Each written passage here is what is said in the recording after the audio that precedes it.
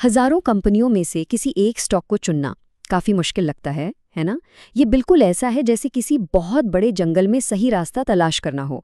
लेकिन कैसा रहेगा अगर आपके पास एक नक्शा और कंपास आ जाए? आज हम इसी कन्फ्यूजन से निकलकर फैसला करने तक का एक सीधा साधा फ्रेमवर्क समझने की कोशिश करेंगे। तो आगे हम क्या क्या देखने वाले हैं? हमारा ये सफ़र 5 हिस्सों में होगा। सबसे पहले हम देखेंगे कि इतने सारे ऑप्शंस में से इंतखाब करना इतना मुश्किल क्यों है।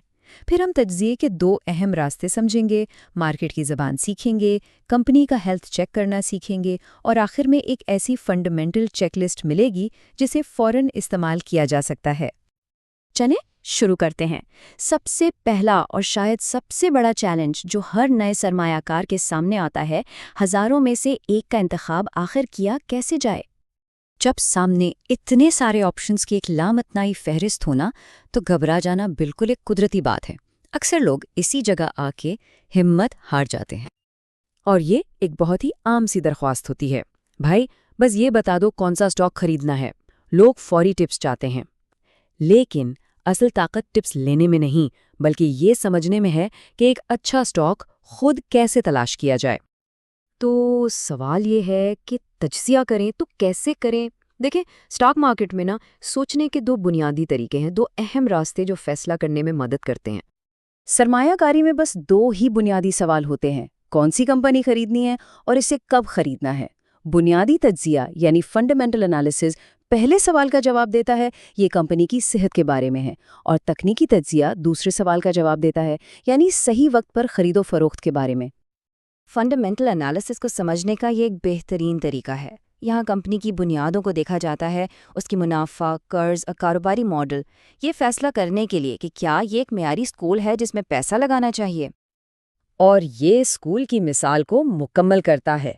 एक बार जब एक अच्छी कंपनी यानी एक अच्छा स्कूल मिल जाता है तो तकनीकी तज्ज़िया ये फैसला करने में मदद करता है कि कब दाखिला लेना है, मतलब स्टॉक कब खरीदना है, कीमत के चार्ट्स और रुझानात की बुनियाद पर। चलें, अब किसी भी कंपनी का तज्ज़िया करने से पहले ज़रूरी है कि हम मार्केट की ज़ुबान को समझ लें। कुछ अहम इस्तिलाहात पर नज़र डालते हैं। यहाँ 2 कदरें हैं। मार्केट वैल्यू वो है जो लोग जज्बात में आकर अदा करने को तैयार हैं, और हकीकी कदर यानी इंट्रिंसिक वैल्यू कंपनी की असल कीमत है। एक होशियार सरमायाकार का मकसद हमेशा एक ही होता है, ऐसी कंपनी तलाश करना जिसकी मार्केट वैल्यू उसकी हकीकी कद्र से कम हो। ये कुछ और इस्तिलाहात हैं जो अक्सर नज़र आती हैं। फेस वैल्यू एक अकाउंटिंग टर्म है, सरमायाकारों के लिए ज़्यादा अहम नहीं। बोनस शेयर्स मुफ्त तो मिलते हैं, लेकिन ये कंपनी की बुनियादी सेहत को तब्दील नहीं करते। और शेयर स्प्लिट का मकसद लिक्विडिटी यानी खरीदो फरोख्त में आसानी पैदा करना है। तो अहम नुक्ता ये है, शेयर स्प्लिट से कल सरमायाकारी की कीमत नहीं बदलती। ये सिर्फ एक बड़े नोट के बहुत से छोटे नोट करवाने जैसा है ताकि ज़्यादा लोग हिस्सा ले सकें। अब जब हम जुबान समझ गए हैं तो चलें असल काम की तरफ बढ़ते हैं, कंपनी की माली सेहत का जायजा लेना। ये समझे कि हम कंपनी का रिपोर्ट कार्ड देखने जा रहे हैं। ये 2 सबसे अहम नंबर्स हैं। आरओसी ये बताता है कि कंपनी अपने तमाम सरमाए बशमूल कर्ज से कितना मुनाफा कमा रही है, जबकि आरओई सिर्फ शेयर होल्डर्स के पैसे पर मुनाफा दिखाता है। ये एक सादा लेकिन बहुत ताकतवर मेयार है। अगर कोई कंपनी अपने लगाए गए सरमाए पर 15% से कम कमा रही है तो ये सोचना बनता है कि क्या ये वाकई एक अच्छी सरमायाकारी है। ये एक आम उलझन है। ज़्यादातर लोग फौरन कहेंगे कि 100 रुपये वाला शेयर सस्ता है, लेकिन क्या ये वाकई सच है? यहाँ सोच में तब्दीली लानी पड़ती है। सस्ता होना कीमत के बारे में नहीं है, बल्कि कदर के बारे में है। अदा की गई रकम के बदले कितनी कमाई हासिल हो रही है। और पीई तनासुब वो टूल है जो हमें इस सवाल का जवाब देता है। ये हमें मुख्तलिफ कीमतों वाले स्टॉक्स का मुवाजना करने की इजाज़त देता है कि कौन सा बेहतर सौदा है। तो आइए इस मिसाल को देखते हैं। अगरचे शेयर ए की कीमत ज़्यादा है, लेकिन ये दरअसल सस्ता है। क्यों? क्योंकि वहाँ हर 1 रुपये की कमाई के लिए सिर्फ 5 रुपये अदा करने पड़ रहे हैं, जबकि शेयर बी में उसी 1 रुपये की कमाई के लिए दुगने यानी 10 रुपये अदा करने पड़ रहे हैं।